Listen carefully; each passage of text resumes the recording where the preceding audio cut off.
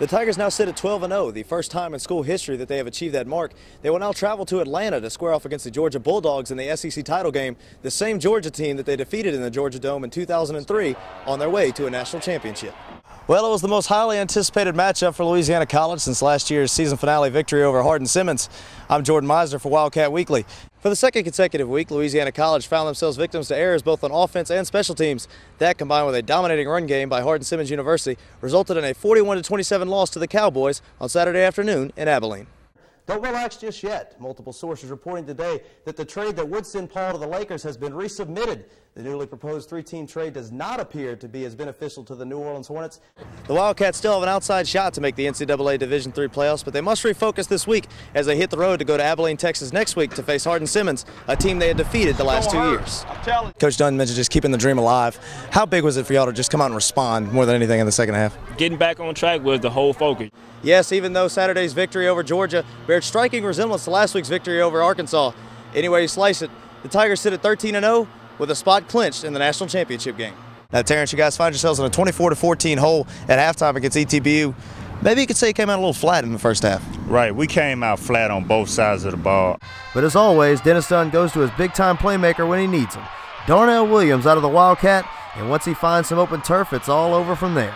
He gallops down the left sideline for a 76-yard touchdown run, and just like that, the Choctaws are down 45-17 with 7 minutes left in the contest. We'll take this one last look at this weekend. 75 degrees, no chance of rain, going to be perfect football weather. Perfect environment for football. Of course, Darnell and DeMario, with all the attention they're receiving this year, they're going to receive a lot of double teams. You're in the slot right there. You got a chance, 7 first-half receptions. You got to loose a little bit tonight. All right, Coach, as Coach Dunn said after the game, 52-17, but your defense pitches another shutout, basically. So how do you think those guys played tonight? Oh, they played with a lot of heart. Hello, I'm Jordan Meisner here for Wildcat Weekly, taking the show outside this week for LC's 56-0 victory over Millsaps. LC improves to 2-0 on the season with a completely dominant victory over Millsaps, racking up 597 yards of offense to Millsaps 190. We'll have a couple of interviews on this week's show with Coach Dennis Dunn, quarterback Jamie Bunning, as well as linebacker Nate Jansen. But first, let's look at the highlights and see how LC came away with this victory.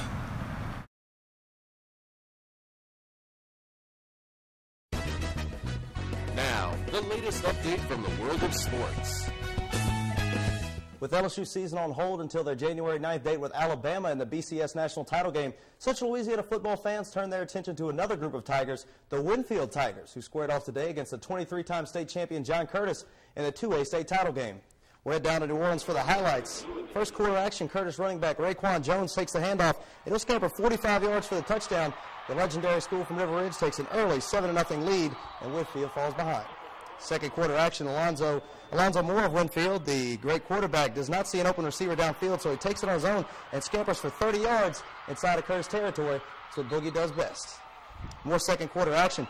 Moore throws the jump ball in the corner to M.J. Patterson. He's held on the play by Jacoby Cooper in the corner, but there is no call, and Richard Allen comes up with the interception, and a big opportunity is lost for the Tigers. More second quarter action. Winfield will get one more possession inside the Curtis 10 before the half, but on 3rd and goal, Alonzo Moore is stopped at the 4-yard line. Winfield will have to settle for a 22-yard field goal from John Shelton. It's good, and Winfield has it tight, 7-3 at the half. And as we look for some third quarter action in the second half, Curtis will come out throwing the ball. That's something the school usually does. And Abby Tuzatz throws the swing pass to Raekwon Jones in the flats. He breaks several tackles on his way to the end zone. 42-yard score, 14-3 Curtis. Then on the ensuing kickoff, Trey Gilbert returns the kick with a fumble. Moore tries to pick it up, but he cannot. And Curtis recovers it. And now more third quarter action. Curtis running back Sherman Badie. He'll get the handoff, go 42 yards for the touchdown. Curtis up 20-3 at that point, and they just roll from there as they take away the victory. 33-3 is the final score. 326 total yards for Curtis, 205 for Winfield. And despite the 33-3 loss to the Patriots, Winfield finishes their incredible year with a 14-1 record. You can catch a replay of the game Monday at 7 p.m. on Cox Sports Television, Channel 56 locally. Mo Carter was in New Orleans and has reaction from Winfield's players and coaches. The Winfield Tigers came into this game with a Mo Carter, News Channel 5, your local station for sports. Well, the Heisman Trophy ceremony kicks off in New York in less than an hour. And for the first time since Charles Alexander in 1977, LSU has a finalist for the most prestigious individual award in college football. Will the Honey Badger, Tyrann Mathieu, be able to take what he wants and bring the hardware back to Baton Rouge? Not to play a spoiler, but not according to Heisman projection site StiffArmTrophy.com. The website currently has Matthew, this season's Bednarik Award winner for Best Defensive Player in college football, finishing 5th in the final voting. Baylor quarterback Robert Griffin III is currently projected to take home the 77th edition of the annual award. And we'll go to Washington, D.C. We see Barack Obama shaking hands before the game of the Army-Navy rivalry, and we'll go to the third quarter. Chris Proctor, he'll scoot into the end zone for a 2-yard touchdown. Navy takes a 21-14 lead. Later on in the third quarter, Army with the ball. Trent Steelman, he'll drop back to pass and throw a 25-yard touchdown to Malcolm Brown. This game's tied up 21-all in the third quarter. Move on to the fourth quarter. Navy lining up a 23-yard field goal from John Teague. He drills it, and Navy now takes the lead 24-21. We see Barack Obama on the sidelines and in the stands taking pictures, just really enjoying himself. And then later on in the fourth quarter, Army's last chance going for it on 4th and 7. But Trent Steelman is stuffed by Matt Warwick, and Navy wins for the 10th straight time, 27-21.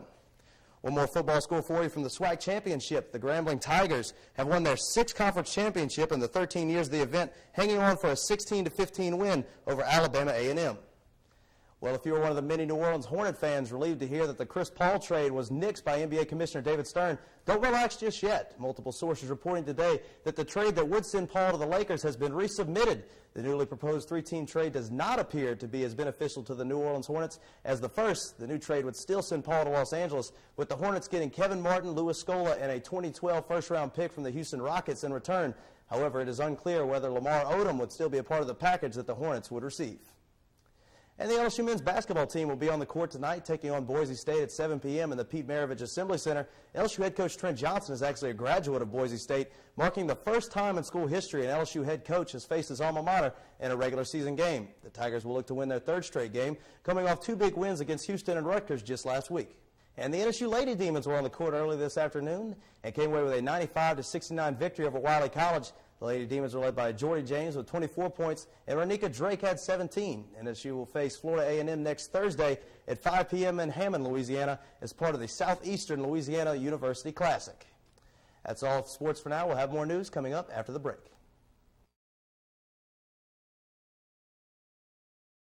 News Channel 5's Jordan Meisner has more from Baton Rouge. After falling behind 14-0 early in the first quarter to the Arkansas Razorbacks on Friday afternoon, the LSU Tigers found themselves in desperate need of an answer if they were going to claim the SEC Western Division title. And a 14-play, 77-yard touchdown drive, followed by a 92-yard punt return from Tyrann Mathieu, provided just that. We were upset. We made a mistake on offense, let a guy run free and get a helmet on the ball, which, kind of made us mad. But we never worried about it. 14 points in the lot for us, especially with the defense we have. They can score in a heartbeat. Whenever Tyrann Mathieu gets close to the ball, he's got a chance to take it back. So we weren't worried about it. Like I said, we were a little upset, but it wasn't a big obstacle for us. They changed the game around for us. As soon as he did that, everything pretty much went our way. And that was a special player on our team. We're glad to have him. Basically made the statement that league wasn't going to stand up. And there was rumors he might. That defense was going to continue to play, and then offense was coming. We never put our heads down. We told each other on the sideline, keep our heads up. We go do this. We go do what we had to do to win, and we came out there. We had to do to win. The Tigers now sit at 12-0, the first time in school history that they have achieved that mark. They will now travel to Atlanta to square off against the Georgia Bulldogs in the SEC title game, the same Georgia team that they defeated in the Georgia Dome in 2003 on their way to a national championship. With the undefeated and #1 ranked Tigers in Baton Rouge, Jordan Meisner, News Channel 5, your local station for sports. For the second consecutive week, Louisiana College found themselves victims to errors both on offense and special teams. That, combined with a dominating run game by Hardin-Simmons University, resulted in a 41-27 loss to the Cowboys on Saturday afternoon in Abilene. We had short fields 3 or 4 different times. We couldn't capitalize, and that's 100% on our part. They had some big plays. They blocked a punt for a touchdown, so yeah, it killed us, stuff like that. But it's just part of the game. You've got to win all 3 phases in a football game. We had planned for them, and they did good. They planned for it, and they blocked us really well. And but we changed to another front, Coach Buck, and talked about it, and we were stopping him pretty good. But that guy, he's a great running back. I credit to him, man. He was good. You work so hard during the week on defense, and you got a game plan going, but sometimes it just doesn't work out, And we play hard, and I line up with those guys in practice, and they gave it their all, but just didn't come on top. We knew that coming into this game, it was going to be tough. This is Hardin-Simmons senior day. They had a bunch of seniors that were going out there giving it their all. So we had to come out there and do the same. We had a lot of seniors. This was going to be their last ball game. But ultimately, we just had self-inflicted wounds. We shot ourselves in the foot from time to time. This year's senior class finishes their career with their 4th consecutive 7-3 season, and despite the disappointment of not making the playoffs during that time, they feel the best is still yet to come for LC football. This is an amazing group of guys to be around, and unfortunately, our destiny to go to Salem has been shattered. But I mean, we're looking forward to this offseason and coming back and getting better. We have a lot of guys coming back, and next year we should really make a run. With the Wildcats in Abilene, Texas, Jordan Meisner, News Channel 5, your local station for sports.